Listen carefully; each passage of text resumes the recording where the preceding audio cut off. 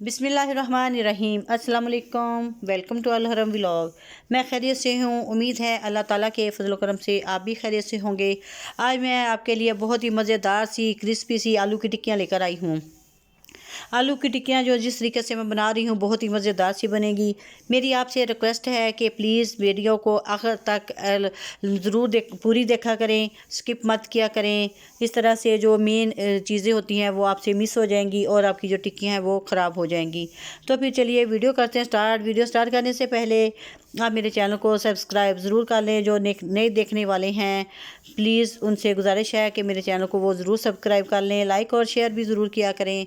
तो फिर चलिए वीडियो करते हैं स्टार्ट। बिस्मिल्लाहिर्रहमानिर्रहीम। मेरे पास है प्याज एक बड़ा, जिसको बारीक सा चॉप कर लिया है। मटर है तकरीबन 100 ग्राम, इनको भी उबाल कर लिया है। फिर है कॉर्नफ्लावर, सब्ज़ मिर्चें, सब्ज़ धनिया, चिकन 250 ग्राम यानी कि 250 ग्राम, इसको भी बॉईल कर लिया हुआ है। आलू हैं उबले हुए, इनको बहुत अच्छे से बॉईल करके छील लिया है। फिर है सुरख कुटी हुई लाल मिर्च, खुश्क धनिया, खुश्क सुरख मिर्च, कसूरी मेथी और नमक। जो सुरख कुटी हुई लाल मिर्च है इसको मैंने 1 टीस्पून लिया है और 1 टेबलस्पून है खुश्क धनिया, 1 टेबलस्पून सुरख मिर्च है और 1 टेबलस्पून ही कसूरी मेथी है और 1 टेबलस्पून नमक। सबसे पहले तो ये देखें, मैंने आलूओं को बहुत अच्छे से है वो बॉईल करके छील लिया हुआ है। ये याद रखें कि आलूओं के अंदर पानी ज़रा भी ना हो। आलूओं को गरम गरम ना मैश करें, इनको रूम टेम्परेचर के ऊपर जो है वो पहले ठंडा होने दें, उसके बाद जो है वो इनको मैश करें। क्योंकि अगर आप इनको गरम गरम ही मैश करेंगे तो आलू जो है वो बहुत ही लिक्विड सी हो जाएंगे। और इसके बाद है 1 अदद अंडा।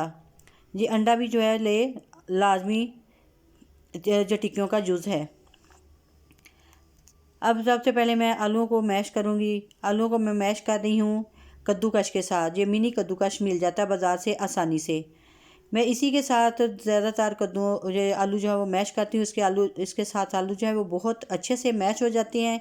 आप हाथों की मदद से भी कर सकते हैं, या बाज़ार में दूसरा मैशर भी मिल जाता है उसकी मदद से भी आलू जो है वो मैश कर सकते हैं।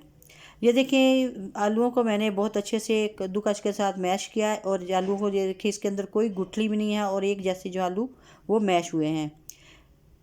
इसके बाद मैं करूँगी चिकन के जो है ये देखें इनके रेशे जो हैं कांटे की मदद से इस तरह से अलग अलग से कर लेने हैं। ये देखें इसी तरह से इनके जो रेशे अलग करने हैं। चिकन के जो रेशे हैं मैंने वो ये देखें अलग अलग कर लिए हैं। अब है मटरों को भी बारीक सा चॉप कर लेना है। बेशक आप हाथों की मदद से भी इनको मसल सकते हैं। अब मैं इनका करूँगी मावा तैयार यानी कि टिक्कियों का। इसके सबसे पहले मैंने डाले मटर, अब डाल रही हूँ सब्ज़ धनिया। ऐसे ही एक एक करके इंग्रेडिएंट डालते जाएंगे। कॉर्नफ्लावर 2 टेबलस्पून भर के हैं।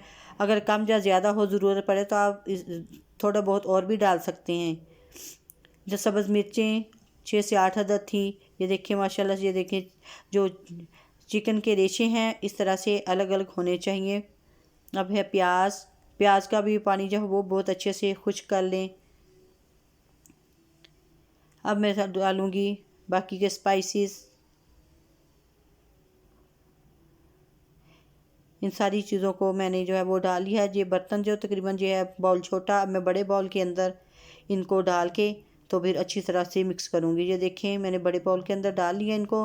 अब मैं इनके अंदर डाल के अच्छी तरह से मिक्स करूँगी, क्योंकि खुले बर्तन के अंदर जो है वो चीज़ें बहुत अच्छे से मिक्स हो जाती हैं। अब मैं इसके अंदर ऐड कर रही हूँ अंडा।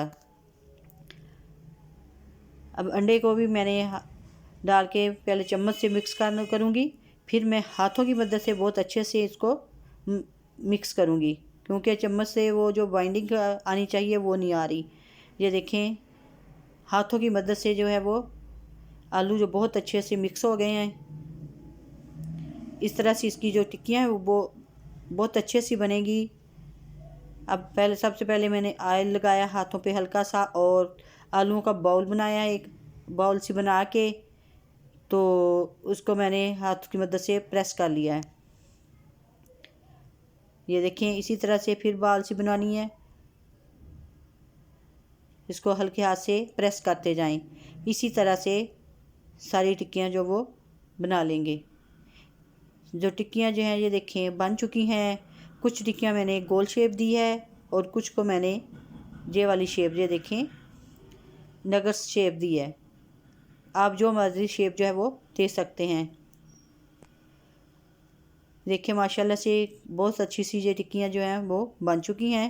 अब मैं इनको करूँगी फ्राई करने के लिए मैंने चूल्हे के ऊपर जो है वो फ्राई पैन को चढ़ा दिया है। जैसे ही ऑयल हमारा गर्म होगा फिर मैं इसके अंदर ऐड करूँगी टिक्कियाँ। सबसे पहले हमेशा एक टिक्की डाल के देखें कि हमारा ऑयल गर्म हुआ है या नहीं, फिर बाकी की टिक्कियों को घी के अंदर या ऑयल के अंदर डालें। अब जो ऑयल जो है वो गर्म हो चुका है, इसलिए मैं सारी टिक्कियाँ जो वो ऑयल के अंदर डाल रही हूँ।